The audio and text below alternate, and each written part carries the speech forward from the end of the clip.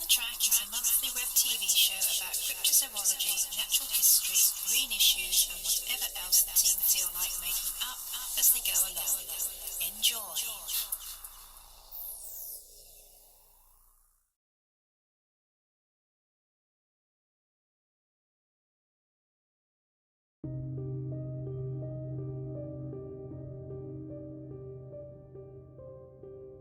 In the 1930s, a remote farmhouse in Cashan's Gap on the Isle of Man became the focus of weird events.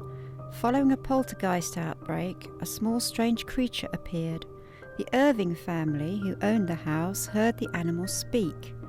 It claimed to be a mongoose called Jeff, who had been born in India in 1852. Jeff haunted the family for almost a decade and became world famous. He was even mentioned in the British Parliament.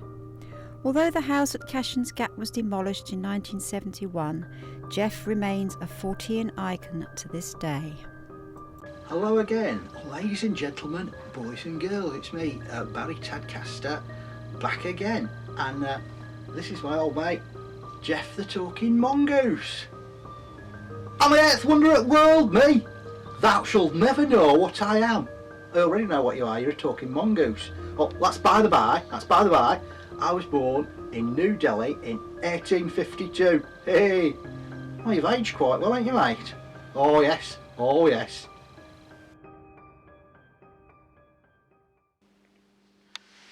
Jeff, we've got a special guest this week, haven't we? We have indeed. Who is it? Who's our special guest this week?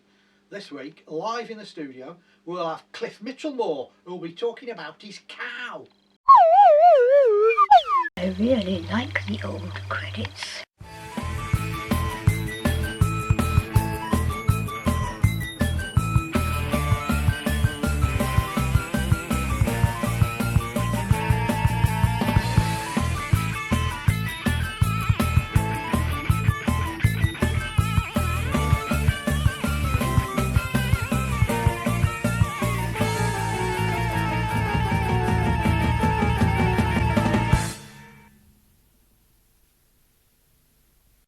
Hello ladies and gentlemen, my name's John Downs. You probably knew that already, but just in case you didn't, I'm the director of the Centre for Fortean Zoology, and every week I bring you a mishmash, a potpourri, if you were, of weird stories about animals and things that appear to be animals from around the world. And I tell you about the latest research being carried out by the Centre for Fortean Zoology. But first, it's story time.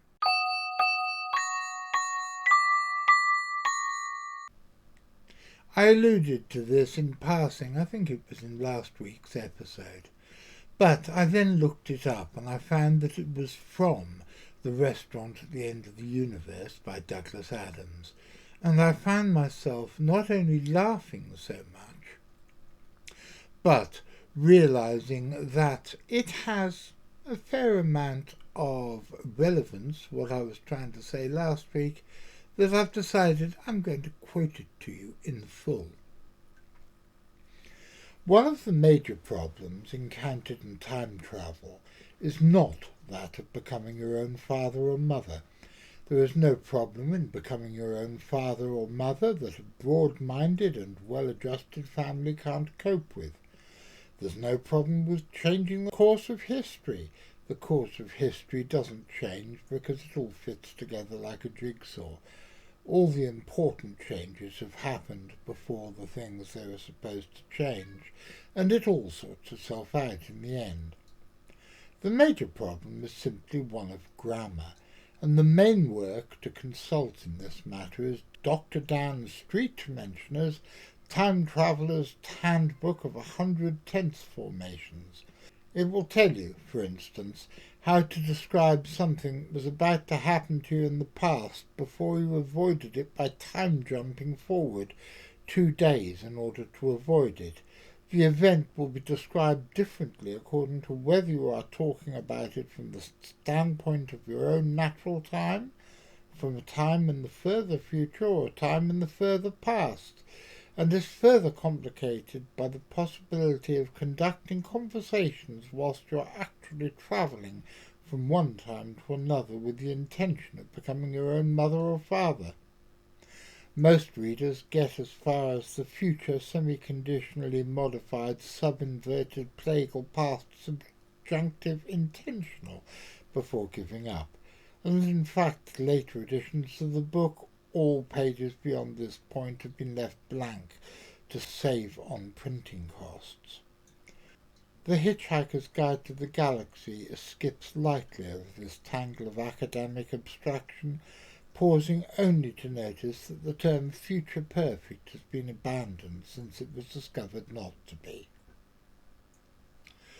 Well, when I was at school and I had to learn pluperfect and past imperfect and past perfect in Latin and I believe French verbs, they confused the living bejesus out of me, and I still can't tell you what they are today, and nor would I want to.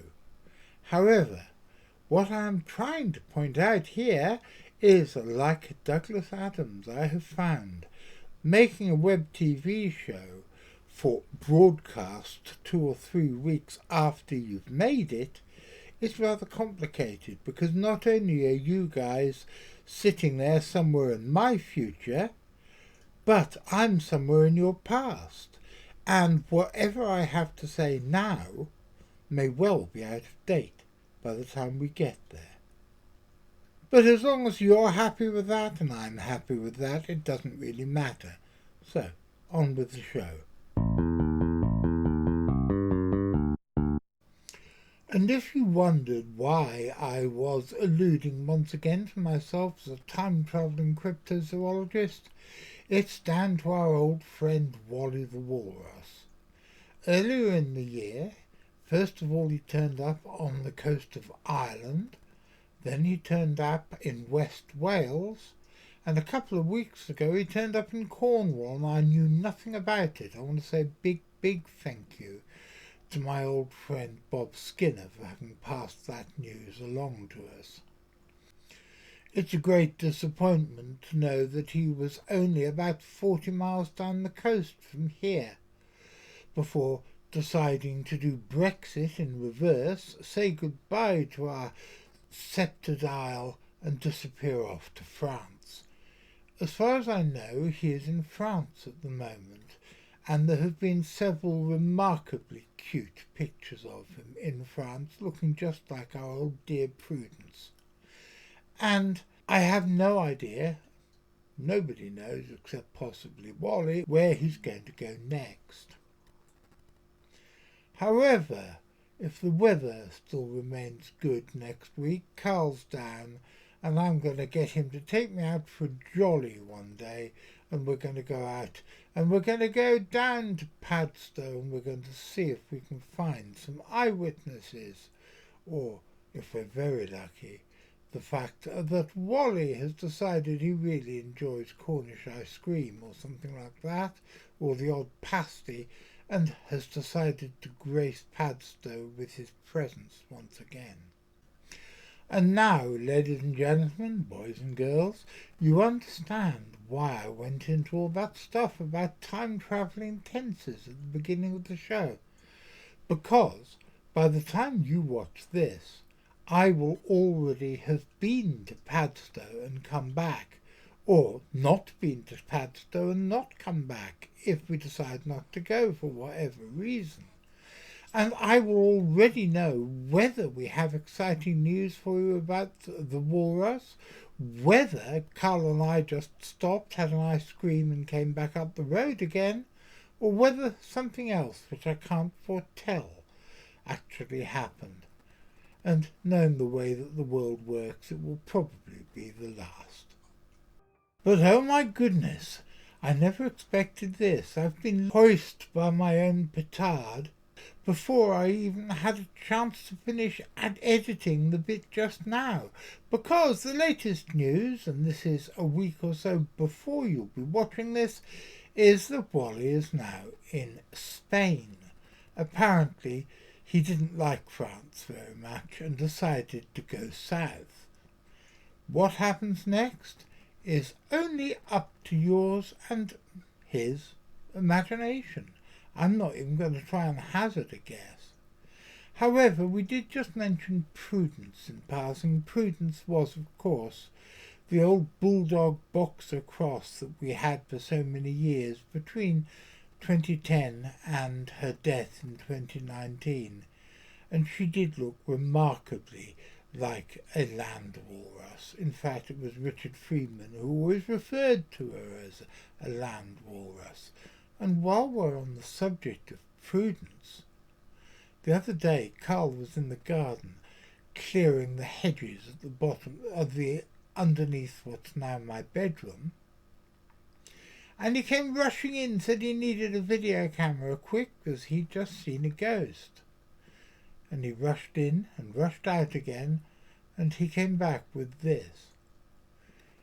It could well be identified, interpreted as a ghost of our dear old Prudence, but it's not. It's one of the things that are stacked up high in Karina's bathroom, which are waiting for Olivia and her friends to come and collect them at the end of the month. But goodness, it did look like Prudence had come back to pay us a visit. And stranger things have happened in this house.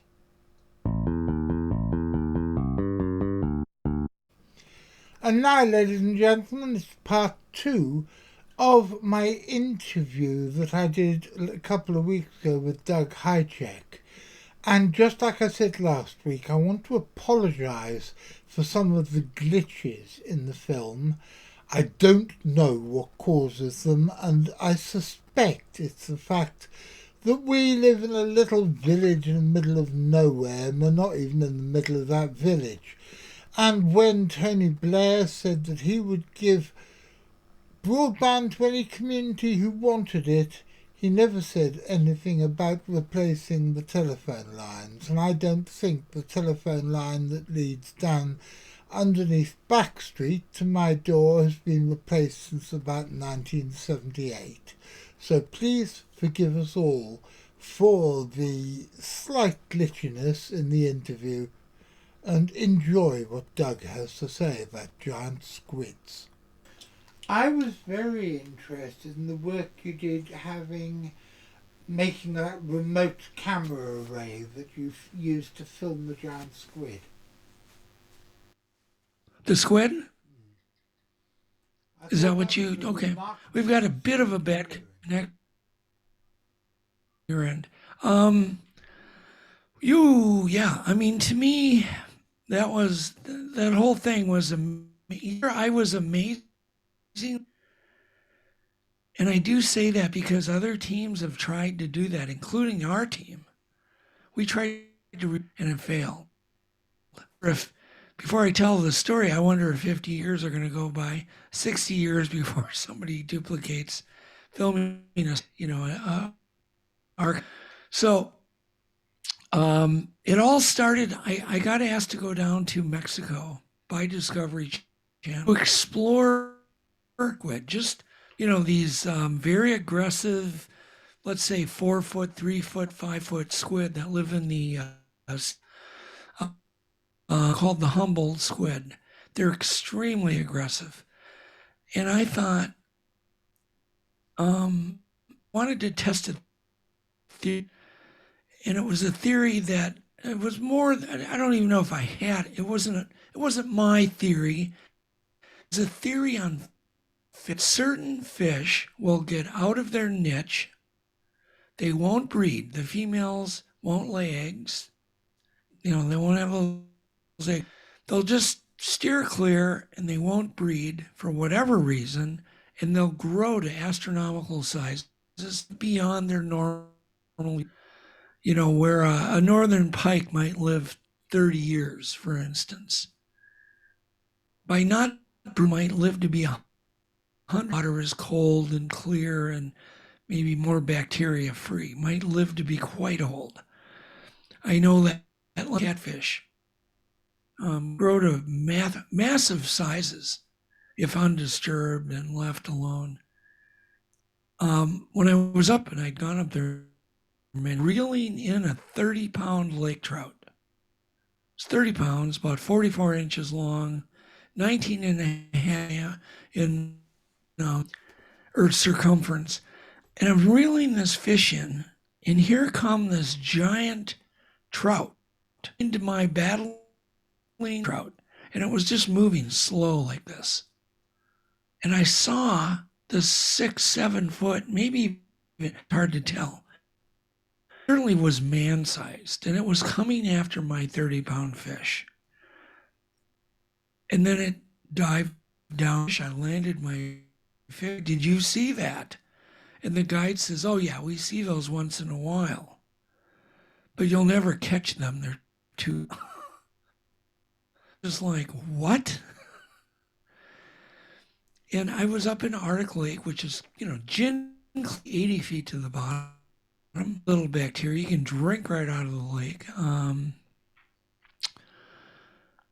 that stuck in my mind. I mean, that really, when I got back to the States again, I called a biologist, a fisheries biologist, a guy that had written all of the time life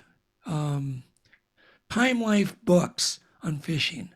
So got a hold of him, Dick Sternberg, and asked him, and he basically, with this unscientific, at this point, theory that animals, certain marine animals, can get out.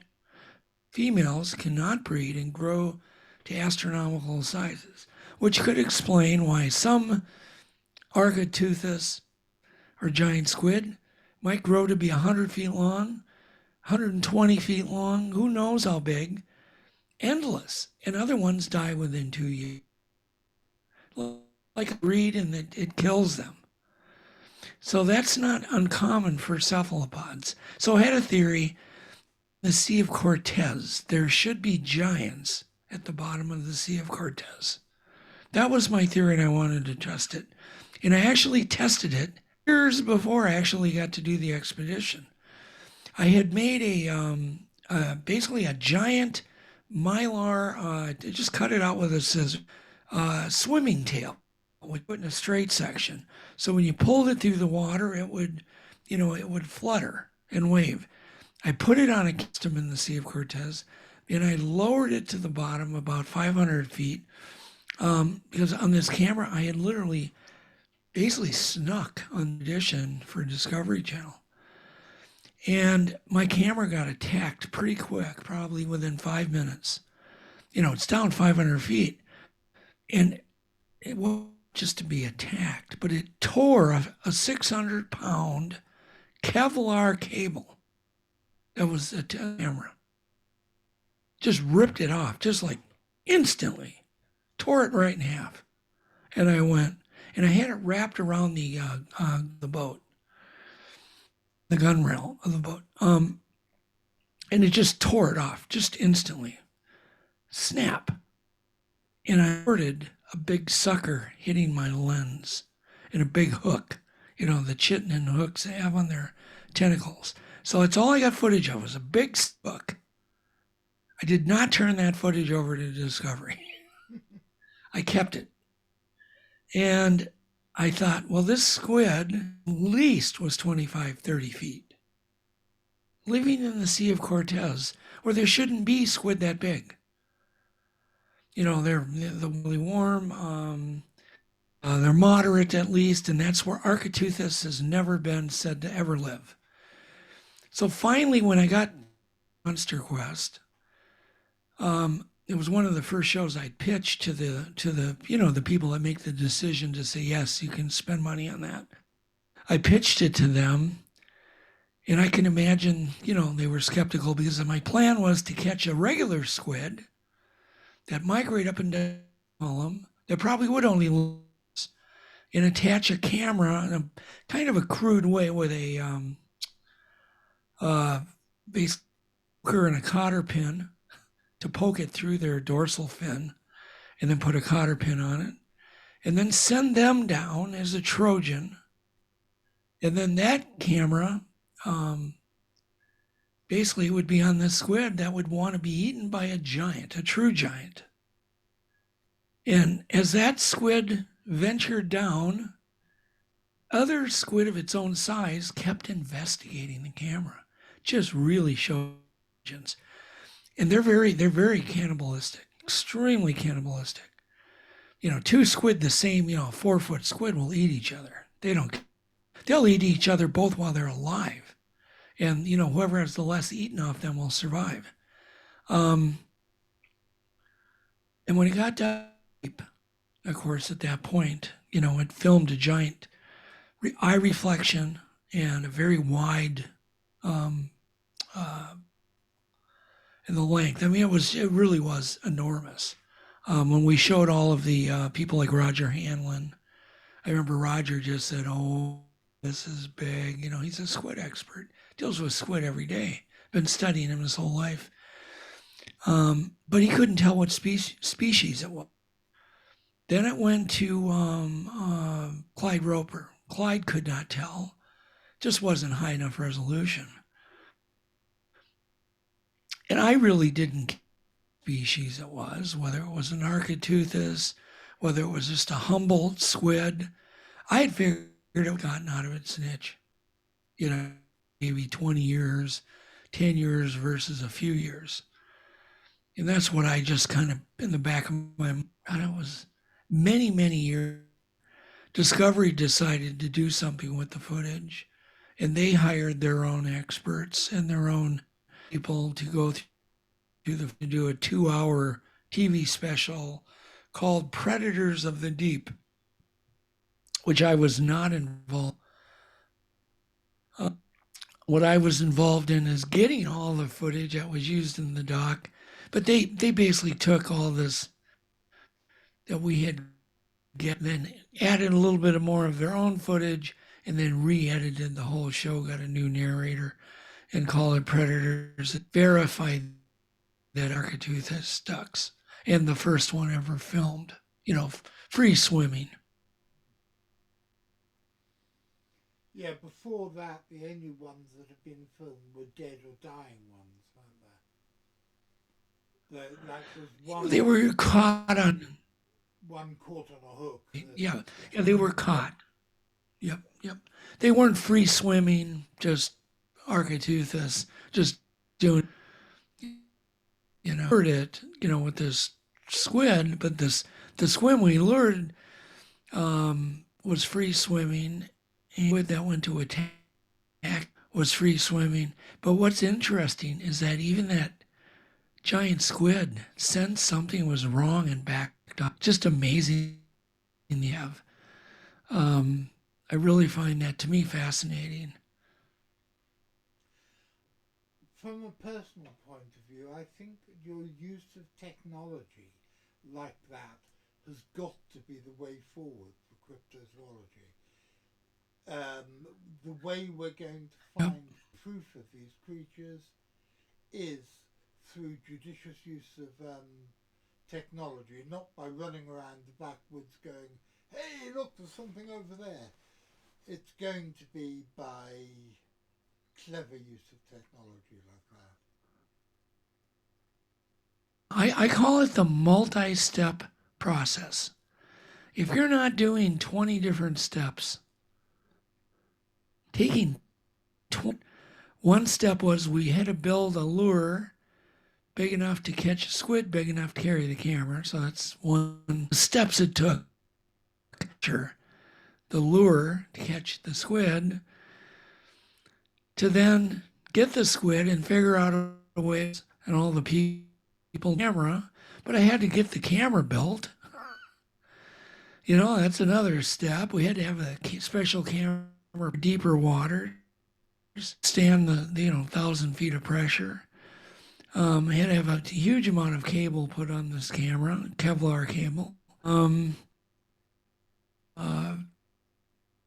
Then we had to catch that squid, put the camera on it, send it down. It's a lot of stuff.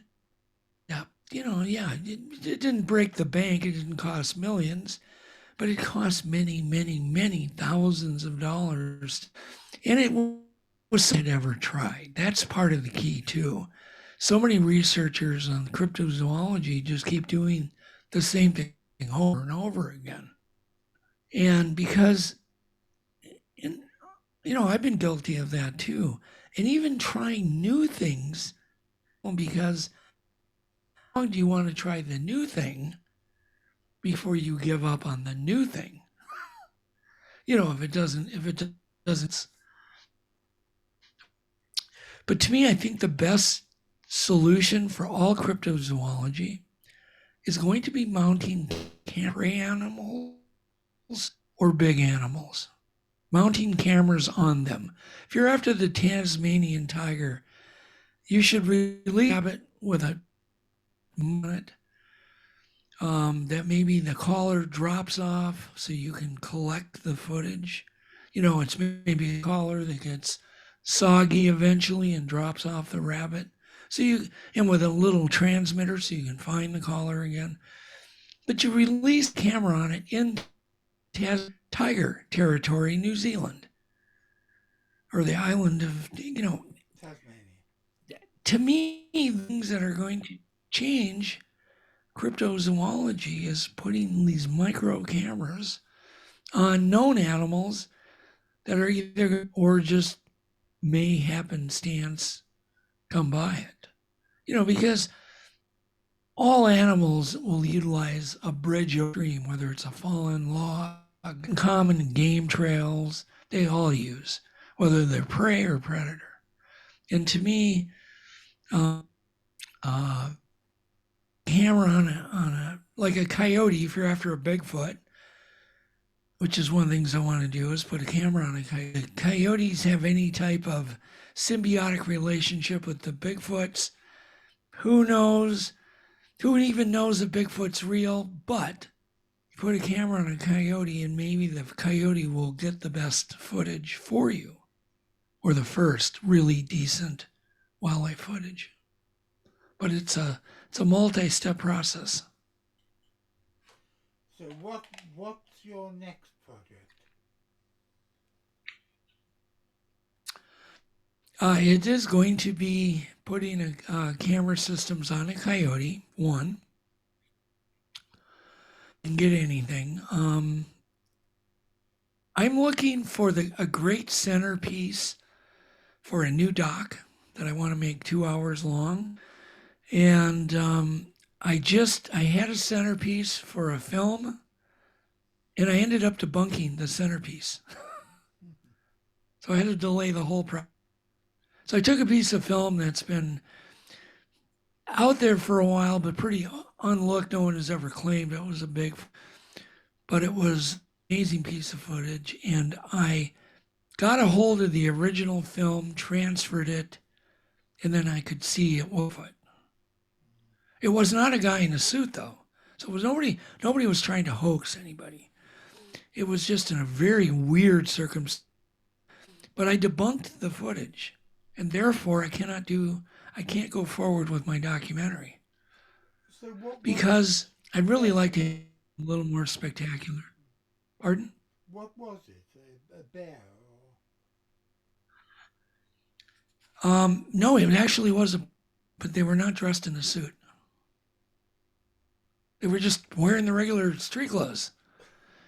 But the way it was shot from such a long, it was running, and it was in a herd of animals, and it had a backpack on, and you look at the footage and it just seemed amazing. It really does. I mean, even for me, it was amazing. Everything was anatomically correct. It's a long story. Don't really want to get into it now because I don't want to get in any trouble with the people that own the film. But they were never. It was a Bigfoot. It was me, my eyes were telling me, something's wrong here. And I was hoping by getting the image, transferring it, blowing it up, doing optical zooms, that it might prove to be something very interesting, and it wasn't. That's all. We've got to move on. So I've decided to wait until I get something a little more interesting, because it was going to be the centerpiece of a film. And now I need a new centerpiece.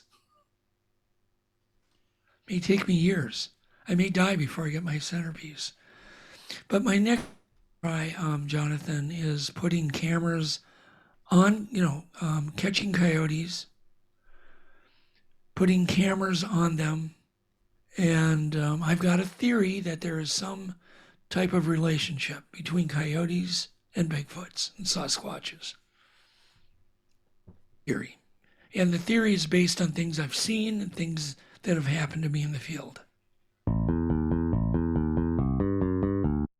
If you want to support us and help us make more content like these, please press like, subscribe, follow our Facebook page and check out our Patreon.